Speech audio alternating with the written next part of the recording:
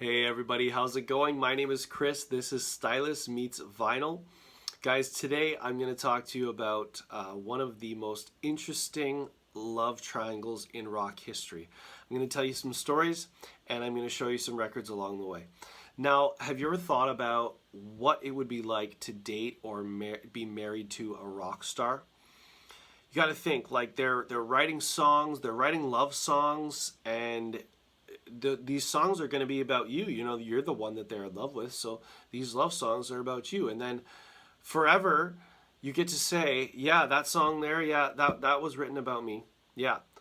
And the idea of that really stuck with me. I thought it would be really cool. And I thought about one person in particular who gets to say this about many songs, and that woman is Pattie Boyd.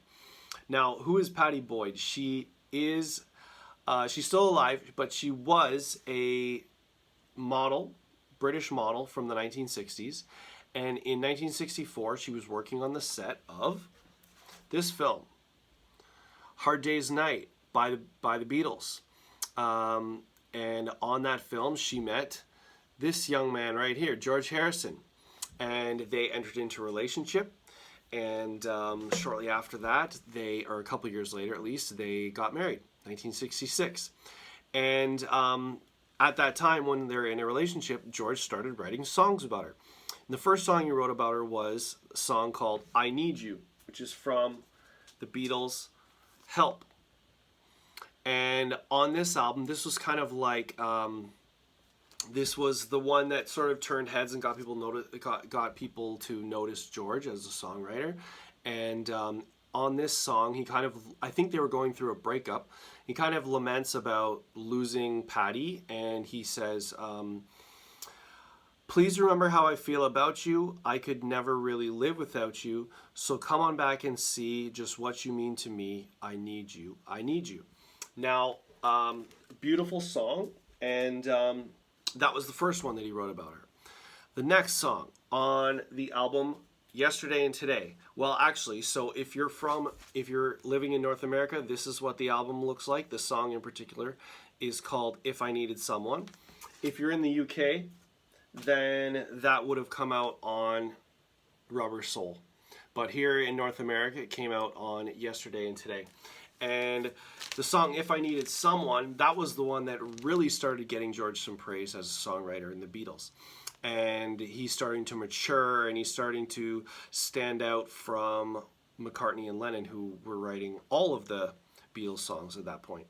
So this also is kind of like, I don't know, I guess it's up for interpretation, but for me, this song, If I Needed Someone, is sort of a cryptic message.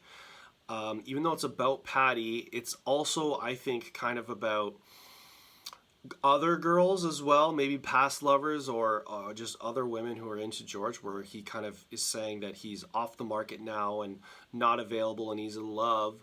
But he's also saying, if I needed someone, he says, carve your number on my wall and I will give you a call if I needed someone. So kind of just a weird message to other girls that, you know, if I needed someone, I'll give you a call. But I guess he doesn't. So that was the second song that he wrote about Pattie Boyd. Now, pretty good so far, right? Now, the next song is a song I think most people are familiar with, which is off of Abbey Road. And this song is called Something. To me, this is one of George's best songs, if not George's very best song that maybe he ever wrote in his entire career. A beautiful, beautiful love song. It's called Something, as I mentioned, and the lyrics, something in the way she moves attracts me like no other lover. Beautiful words and a beautiful song, and you know, you just think of like what a legendary album Abbey Road is, and to be able to say that, oh yeah, there's a song written about me on that album. I just think it's wild. So there's another song written by Pattie Boyd. Now, next, we're gonna move to Let It Be from 1970. There's a song on here called For You Blue, written by George. And this is George right here, in case anybody doesn't know. And on that song, which is kind of like a country blues type song, George says, because you're sweet and lovely, girl, I love you. I love you more than ever, girl, I do. I want you at the moment I feel blue. I'm living every moment, girl, for you. I've loved you since the moment I first saw you. And, you know, that's 4 songs right there from the Beatles catalog. Some beautiful love songs that were all written by the same woman, or written for the same woman by George Harrison. Now, right around this time, it's important to mention that George was starting to form a friendship with a different musician, and specifically in 1968. And in 1968, on this Beatles album, the White Album, on the song While My Guitar Gently Weeps, which was written by George Harrison. Now, that song is not about Pattie Boyd, but yes, it was written by George, and none other than Eric Clapton plays on that song. The guitar that you hear on While My Guitar Gently Weeps, that is Clapton playing. He's uncredited on this album. And so right around that time, George and Eric started collaborating together. George also played on a Cream song called Badge off of their final album, Goodbye. He played and he co-wrote on that song. And so these guys are collaborating a little bit, and shortly after that, Eric Clapton meets and falls in love with Pattie Boyd while she's still married to George Harrison. Now, it starts to get interesting here, you know? So Clapton is head over heels for Pattie Boyd. She's married to his friend George Harrison, who he plays with and writes with, and you know, Harrison's even, or Clapton, I believe, plays on All Things Must Pass as well, which is right around 1970. But anyways, in 1970, Clapton releases an album with his band called, the band is Derek and the Dominoes. The album is called Layla and Other Assorted Love Songs, and this is what it looks like right here. Now, it also appears on this album, The History of Eric Clapton, and the song's called Layla. And at this point, Clapton is making a public proclamation of love for Pattie Boyd, but it's still kind of secret a little bit because he's not using her name. He's using the name Layla. And that, by the way, was inspired by a 7th century Persian poem called, I think it's called Manjun and Layla. And it's kind of like a Romeo and Juliet of the East. That is, it's about a man who's in love with a woman named Layla, and she's a moon princess, and her father sets her up with another man. He disapproves of their love, and he sets her up with another man, and she ends up marrying another man that she doesn't love. And this guy, Manjun, is, he's brought to madness because he can't be with her. And Clapton was familiar with that poem, and it really resonated with him. And so he uses that as an inspiration on Layla, writes this entire album essentially about how much he's in love with Pattie Boyd. And at this point in 1970, Pattie rejects his advances. She's married to George still, and she rejects his advances. Clapton doesn't take it well. He goes into like a 2-year like self-exile. He becomes addicted to heroin, and he kind of disappears from the spotlight for a little while. And you know, Pattie goes on her marriage with George.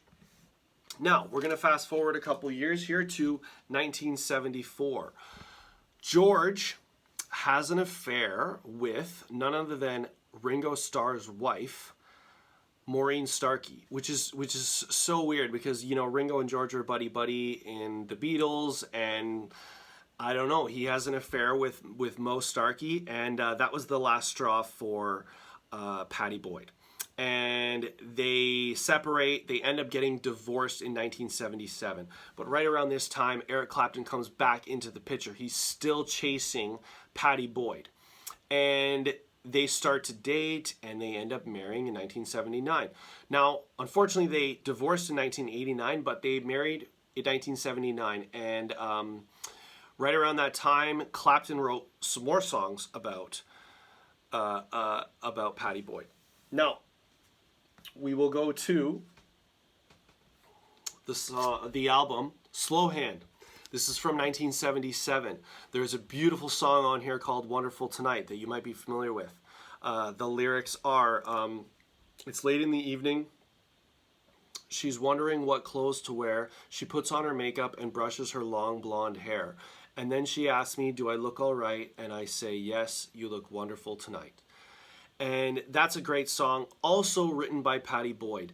And so shortly after this, in 1979, and actually, so I should tell you with that song, Wonderful Tonight, that was written by Eric while he was waiting for Pattie to get ready one night. They were going to a party. They were actually going to Paul and Linda McCartney's Buddy Holly party. A Buddy Holly party, which I'm not sure what that entails, but a Buddy Holly party nonetheless. And he was waiting for her to get ready, and she was taking a while, and so he wrote that song about her. There you go.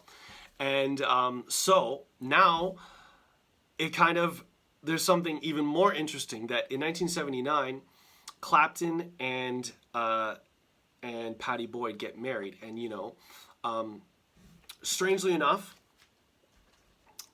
who is a part of the wedding party and stands up for Eric Clapton? None other than George Harrison himself. I don't know what it is. They must have had some amicable split, amicable divorce, and he was still friends with both of them. And he was a groomsman, and he was there as a guest. And I think that is just totally wild. And it's just it's one of rock's greatest love triangles to me, and also Pattie Boyd proves to be one of rock's greatest muses. The fact that she was able to inspire 6 or 7 or more just beautiful, legendary love songs. It's just fantastic. So that's it for me, guys. That's the story I wanted to tell you. I hope you enjoyed it. If you did, I would love it if you gave the video a like. Consider subscribing to the channel, and make sure you come right back here where Stylus meets vinyl. Thanks a lot. See ya.